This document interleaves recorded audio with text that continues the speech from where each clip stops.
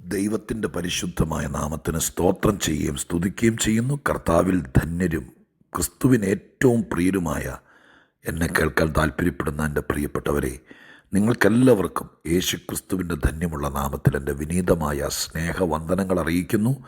ഓരോ ദിവസവും നമ്മെ സ്നേഹിച്ച് കരുതി പരിപാലിച്ച് സൂക്ഷിച്ച് അനുദിന ജീവിതത്തിന് ആവശ്യമായിരിക്കുന്ന എല്ലാ നന്മകളും നമുക്ക് തന്ന് നമ്മെ കൈപിടിച്ച് നടത്തുന്ന മഹാദൈവത്തിന് ആലോചന പറഞ്ഞു തന്ന് വീഴാതെ വണ്ണം മഹിമാസന്നിധിയിൽ എത്തുവോളം കാത്തു സൂക്ഷിക്കാമെന്ന് വാക്ക് പറഞ്ഞത് നിറവേറ്റുന്ന നമ്മുടെ അരുമനാഥന് നന്ദിയോടെ സ്തോത്രവും സ്തുതിയും മഹത്വവും പുകഴ്ചയും ആരാധനയും അർപ്പിച്ചുകൊണ്ട് ഇന്ന് നിങ്ങൾക്ക് വേണ്ടി ദൈവമായ കർത്താവിൻ്റെ ഹൃദയത്തിലിട്ട് പാകപ്പെടുത്തിയിരിക്കുന്ന ദൈവിക ദൂത് പങ്കുവയ്ക്കാൻ ആഗ്രഹിക്കുന്നു. അതിനാധാരമായി സങ്കീർത്തനങ്ങൾക്കകത്ത് നിന്ന് സങ്കീർത്തനങ്ങൾ 3-ാമത്തെ സങ്കീർത്തനത്തിൻ്റെ 5-ാമത്തെ വാക്യം ഞാൻ നിങ്ങളെ വായിച്ചു കേൾപ്പിക്കുകയാണ്. സങ്കീർത്തനം 3 അതിൻ്റെ 5-ാം വാക്യം. ഞാൻ കിടന്നുറങ്ങി, യഹോവ എന്നെ താങ്ങുകയാൽ ഉണർന്നും ഇരിക്കുന്നു. ഒന്നുകൂടെ പറയാം. ഞാൻ കിടന്നുറങ്ങി, യഹോവ എന്നെ താങ്ങിയതുകൊണ്ട് ഞാൻ ഉണർന്നുമിരിക്കുന്നു. രാവിലെ ദൈവത്തിൻ്റെ വചനം ധ്യാനിക്കുമ്പോൾ ഈ വാക്യത്തിനകത്താണ് ഇന്നത്തെ നമുക്കുള്ള ദൂത് എന്നെനിക്ക് ഒറ്റ നോട്ടത്തിൽ പിടികിട്ടി. പക്ഷേ ഇതിനകത്തുനിന്ന് എന്താണ് കർത്താവ് പറയാൻ ആഗ്രഹിക്കുന്നത് എന്ന് ദൈവത്തോട് ചോദിച്ചിരിക്കുമ്പോൾ സർവശക്തൻ എൻ്റെ ഹൃദയത്തിൽ തെളിയിച്ചു തന്ന ഒരു ലളിത ചിന്ത നിങ്ങളുമായി പങ്കുവെക്കട്ടെ. ഈ സങ്കീർത്തനത്തിൽ ദാവീദ് പറയുകയാണ്, എന്നെ ദൈവം പാട്ടുപാടി ഉറക്കിയെന്നല്ല, എന്നെ കർത്താവ് ഒരു മൂലയെ കൊണ്ടിട്ട് ഉറക്കിക്കളഞ്ഞെന്നല്ല, ഉറങ്ങിയത് ഞാൻ തന്നെ. അങ്ങനെയാണല്ലോ എഴുതിയിരിക്കുന്നത്. എന്നെ ആരും ഉറക്കിയതല്ല, ഞാൻ കിടന്നുറങ്ങി. പക്ഷെ ഉണർന്നത് ഞാൻ തന്നെയല്ല, എന്നെ ഉണർത്തിയതാണ്. നമ്മുടെയൊക്കെ ജീവിതത്തിൽ സ്വാഭാവികമായിട്ട് അങ്ങനെ നടക്കുന്നത്. ഒന്ന് ശ്രദ്ധിച്ചാൽ, ഈ വചനത്തിൻ്റെ വെളിച്ചത്തിൽ ഒന്ന് ശ്രദ്ധിച്ചാൽ നമുക്ക് പെട്ടെന്ന് പിടികിട്ടും. ഉറങ്ങാൻ എളുപ്പമാണ്. മിക്കവാറും പേരെ, കൊച്ചു കുഞ്ഞുങ്ങളെയൊക്കെ അമ്മമാർ ഉറക്കും. ചിലപ്പോൾ പറയാറുണ്ട്, ഈ ചെറുക്കൻ ഉറങ്ങുന്നില്ലല്ലോ, എത്ര നേരമായി എന്നൊക്കെ പറഞ്ഞ് പാട്ട് പാടിയാലും കൊണ്ടു നടന്നാലും തോളയിലിട്ടാലും തൊട്ടിയിലിട്ടാട്ടിയാലും ഉറങ്ങാത്ത ഒരു പ്രായം നമുക്കുണ്ട്. എന്നാൽ കഠിനാധ്വാനം, ക്ഷീണം, ടെൻഷനുകൾ, പ്രയാസങ്ങൾ, അധ്വാനവും ഇതൊക്കെ ആയിട്ട് നമ്മുടെയൊക്കെ ജീവിതത്തിനകത്ത് ഇഷ്ടംപോലെ സമയമുണ്ട്. ജീവിതത്തിൽ പകൽ മുഴുവൻ കിടന്നുറങ്ങിയിട്ട് വൈകുന്നേരം കിടന്നിട്ട് ഉറക്കം വരുന്നില്ല എന്ന് പറയുന്ന ആളുകൾ കണ്ടേക്കാം, അവരെ വിട്. പക്ഷേ 12-18 മണിക്കൂറുകൾ യാത്ര ചെയ്ത് ജോലി ചെയ്യുന്ന ആൾക്കാരുണ്ട്. ദീർഘദൂര യാത്ര ചെയ്ത് ജോലി ചെയ്ത് ക്ഷീണിച്ച് തിരിച്ചു വരുന്നവർ. അവർ പലരും പറഞ്ഞു കേട്ടിട്ടുണ്ട്, ഞാൻ വേണമെങ്കിൽ എത്ര മണി വരെയും ഉറങ്ങാതിരിക്കാം, ഉറങ്ങിയാൽ പിന്നെ ഉണരാനാ പാട് എന്ന് പറയുന്ന ആൾക്കാർ നമ്മുടെ ഇടയിലുണ്ട്. ഉറങ്ങാൻ നമ്മുടെയൊക്കെ ജീവിതത്തിൽ, നമ്മൾ കൊച്ചു കുഞ്ഞുങ്ങളല്ലല്ലോ. ഇപ്പോഴത്തെ പ്രായത്തിൽ എന്നെ കേട്ടിത് ശ്രദ്ധിക്കാൻ കഴിവും പ്രായവും പ്രാപ്തിയുള്ള ആളുകളെ സംബന്ധിച്ച് ഓൾമോസ്റ്റ് ഒരുമാതിരിപ്പെട്ട എല്ലാ ആളുകളും ഉറങ്ങാൻ പ്രത്യേകിച്ച് സഹായമൊന്നും വേണ്ട. ഇപ്പോഴും പാട്ട് കേട്ടെങ്കിലേ ഉറങ്ങത്തുള്ളൂ, ആരെങ്കിലും വന്ന് നമ്മളെ ഉറക്കിയെങ്കിലേ ഉറങ്ങത്തുള്ളൂ എന്നുള്ളവരാരെങ്കിലും ഉണ്ടോ എന്ന് എനിക്കറിയില്ല. നീ ഏതെങ്കിലും പ്രയാസം കൊണ്ട് ഉറക്ക ഗുളിക കഴിച്ചെങ്കിലേ ഉറങ്ങത്തുള്ളൂ എന്നുള്ളവരുണ്ടെങ്കിൽ യേശുവിൻ്റെ നാമത്തിൽ അതിനെ ശാസിച്ചു മാറ്റണം. തിരുവെഴുത്ത് പറയുന്നു, എന്നെ ഉറക്കുന്നത് ഉറക്ക ഗുളികയല്ല, എന്നെ ഉറക്കുന്നത് മറ്റൊന്നുമല്ല, ഇത് ദൈവം വെച്ചിരിക്കുന്ന സിസ്റ്റമാണ്. ഞാൻ കിടന്നുറങ്ങി. ഉറങ്ങണം. ശരീരത്തിന് ക്ഷീണം മാറി ബലം കിട്ടണമെങ്കിൽ ഉറങ്ങണം. ഉറക്കാത്ത ചില ഉറക്കം കെടുത്തുന്ന വിഷയങ്ങളുണ്ട്, ഉറക്കം കെടുത്തുന്ന ശത്രുക്കളുണ്ട്, ഉറക്കം കെടുത്തുന്ന പ്രതിസന്ധികളും പ്രതികൂലങ്ങളുണ്ട്, ഉറക്കം കെടുത്തുന്ന രോഗങ്ങളുണ്ട്. അതിനെ മുഴുവൻ കർത്താവിൻ്റെ നാമത്തിൽ ഈ മാസത്തിൽ ശാസിച്ച് മാറ്റണം. ഉറക്കം കെടുത്തുന്നതൊന്നും നമ്മുടെ ജീവിതത്തിൽ വന്ന് കയറരുത്. ഉറങ്ങണം. ഈ വാക്യം ഞാൻ ഒന്നുകൂടെ ആവർത്തിക്കുന്നു, ഞാൻ കിടന്നുറങ്ങി. അതൊന്നാം ഭാഗമാണ്. ഞാൻ ഉറങ്ങിപ്പോയി. എത്രയോ പേര് ഉറങ്ങിപ്പോയത് കൊണ്ട് ഫ്ലൈറ്റ് മിസ്സായവർ വരെയുണ്ട്. ബസ്സും വണ്ടിയൊക്കെ പോയി. ഉറങ്ങിപ്പോയത് കൊണ്ട് പരീക്ഷ എഴുതാൻ പറ്റാതെ പോയവരുണ്ട്.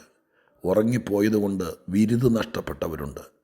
ഉറങ്ങിപ്പോയത് കൊണ്ട് വഴക്ക് കേട്ടവരുണ്ട്. ഉറങ്ങിപ്പോയത് കൊണ്ട് നഷ്ടം സംഭവിച്ചവരുണ്ട്. ഉറങ്ങിപ്പോയത് കൊണ്ട് അടുപ്പത്ത് ഏതാണ്ടും വെച്ചിട്ട് ഉറങ്ങിപ്പോയത് കൊണ്ട് കത്ത് പിടിച്ചു. ഉറങ്ങിപ്പോയത് കൊണ്ട് ഒരുപാട് നഷ്ടങ്ങൾ, ഉറങ്ങിപ്പോയത് കൊണ്ട് ഒരുപാട് മനോദുഃഖങ്ങൾ, ഉറങ്ങിപ്പോയത് കൊണ്ട് ചീത്തയും വഴക്കും പ്രശ്നമൊക്കെ ഉണ്ടാക്കപ്പെട്ടിരിക്കുന്ന ഒത്തിരി പശ്ചാത്തലങ്ങളുണ്ട്. എന്നാൽ തക്ക സമയത്ത് ഉണരുക എന്ന് പറയുന്നത് ബുദ്ധിമുട്ടുള്ള കാര്യമായിരിക്കാം. പലരും പറഞ്ഞു കേട്ടിട്ടുണ്ട്, ഈ പിള്ളേരുടെ കാര്യങ്ങളൊക്കെ പറയുന്നു, രാവിലെ ഉണരാനാ പാട്. അങ്ങനെ ഉണരാൻ ബുദ്ധിമുട്ടുന്ന ആളുകൾ, ഞാനിതിനൊന്ന് ആത്മീകവൽക്കരിക്കാം കേട്ടോ. ഇവിടെ ഈ വാക്യത്തിൽ ദാവീദ് പറഞ്ഞിരിക്കുന്നു, എന്നെ രാവിലെ ഉണർത്തിയത് എൻ്റെ ദൈവമാണ്. അങ്ങനെയല്ലേ വാക്യം എഴുതിയിരിക്കുന്നത്? യഹോവ എന്നെ താങ്ങുകയാൽ ഉണർന്നുമിരിക്കുന്നു. ഉറങ്ങാൻ ദൈവത്തിൻ്റെ കൃപയാൽ. ഈ 3-ാമത്തെ സങ്കീർത്തനത്തിനകത്ത് സ്വന്തം മകൻ അപ്പനെതിരെ പ്രവർത്തിച്ചുകൊണ്ടിരിക്കുന്നതിൻ്റെ പശ്ചാത്തലത്തിൽ എഴുതിയൊരു സങ്കീർത്തനമാണിത്. അവിടെ ഉറങ്ങുക എന്ന് പറയുന്നത് തന്നെ വലിയ പാടുള്ള കാര്യം. എങ്കിലും കൃപയാൽ ദാവീദ് ഉറങ്ങി. പക്ഷെ ദൈവം തമ്പുരാൻ രാവിലെ തട്ടി ഉണർത്തി, രാത്രി മുഴുവൻ താങ്ങി, രാവിലെ ദൈവം ഉണർത്തിയെന്ന് വേണം പറയാൻ. പ്രിയപ്പെട്ടവരെ, ഞാനിത് വായിച്ചപ്പോൾ 2 കാര്യങ്ങൾ. ഒന്ന്, ഉറങ്ങാനും ഉണരാനും കൃപ തരുന്നത് ദൈവമാണ്. ഉറങ്ങിയിട്ട് ചുരുക്കം ചിലരാണെങ്കിലും ഉണരാതെ പോയ എത്രയോ പേരുണ്ട്. വൈകി ഉണർന്നതുകൊണ്ട് ഞാൻ ആദ്യം പറഞ്ഞതുപോലെ നഷ്ടങ്ങൾ സമ്പാദിച്ച എത്രയോ പേരുണ്ട്. ആത്മീകമായി ഞാനൊന്ന് പറഞ്ഞോട്ടെ, ഇതിപ്പോൾ ശാരീരികമായിട്ടാണ് പറഞ്ഞത്, ആത്മീകമായിട്ടൊന്ന് പറഞ്ഞോട്ടെ. പൊതുവിൽ ഈ ലോകത്തിൻ്റെ സെറ്റപ്പ്, ഈ പ്രപഞ്ചത്തിൻ്റെ പശ്ചാത്തലം നമ്മളെ ഉറക്കിക്കളയാൻ ആരും ഒന്നും ചെയ്തില്ലെങ്കിലും ആത്മീകത്തിൽ ഉറങ്ങിപ്പോകാനാ സാധ്യത കൂടുതൽ. ഉറങ്ങിപ്പോകാനാ. വിദേശ രാജ്യങ്ങളിലൊക്കെ ദൈവത്തിൻ്റെ കൃപയാൽ ഭാഗ്യവശാൽ യാത്ര ചെയ്യാൻ എനിക്ക് അവസരം കിട്ടാറുണ്ട്. ചില രാജ്യങ്ങളിൽ ചെല്ലുമ്പോൾ അവിടുത്തെ ക്ലൈമറ്റ്, അവിടുത്തെ അന്തരീക്ഷം, ആ തണുപ്പ് എല്ലാം കൂടി നമ്മളെ അങ്ങ് ഉറങ്ങാനുള്ളൊരു മൂഡ്. അങ്ങനെ നിങ്ങൾക്ക് തോന്നിയിട്ടുണ്ടോ? ചില ദിവസങ്ങൾ നമുക്ക് വേറൊന്നും ചെയ്യാൻ തോന്നിയല്ല, കിടന്നങ്ങ് ഉറങ്ങാനൊരു മൂഡ് വരിക.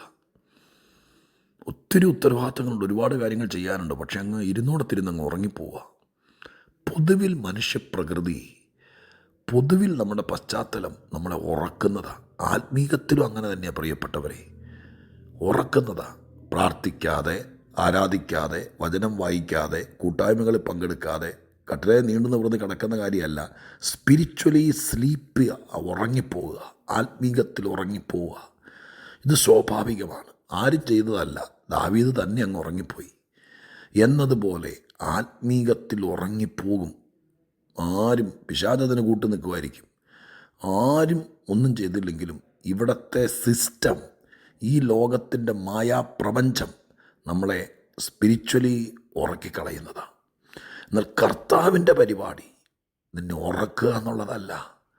കർത്താവിൻ്റെ പരിപാടി നിന്നെ ഉണർത്തുക എന്നുള്ളതാണ്. ദൈവാത്മാവ് ഇന്ന് നിങ്ങൾ ചിലരോട് പറയുന്നു, ആത്മീകത്തിൽ ഉറങ്ങിപ്പോയവരെ തേടി കർത്താവ് ഇറങ്ങിയിട്ടുണ്ട്. നിങ്ങളുടെ വീട്ടുവാതുക്കൽ, നിങ്ങളുടെ വീട്ടുവളപ്പിൽ, നിങ്ങളുടെ അടുക്കൽ അവനെത്തും. എന്തിനാണ്? ഉണർത്താൻ. ഒരു കാര്യം ഞാൻ ബൈബിളിൽ നിന്ന് പഠിച്ചിട്ടുണ്ട്, ഉറങ്ങിക്കിടക്കുന്നവർക്ക് വേണ്ടി കർത്താവ് വലുതൊന്നും ചെയ്യാറില്ല.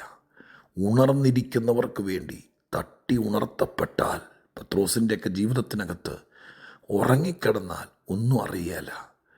ഉറങ്ങിക്കിടന്നാൽ സംഭവങ്ങളൊന്നും നമ്മൾ തിരിച്ചറിയില്ല.